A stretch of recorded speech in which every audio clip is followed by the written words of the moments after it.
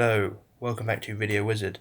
Today, basic lesson, but a very important one, okay?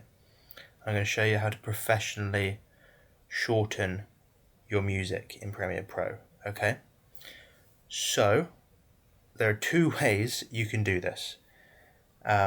So, we have this video, as you can see, music way too long. Most people are going to get the razor tool and just cut it like that, okay? It means your music's going to stop abruptly, it's not going to be great. So what you want to do, head into this here, hold and click. It'll be ripple edit at the moment, but go down to the remix tool. And I've done another video of how you can extend this, but I'm going to show you how to shorten it. So get to the end. I want you to drag it so that it lines up with the video.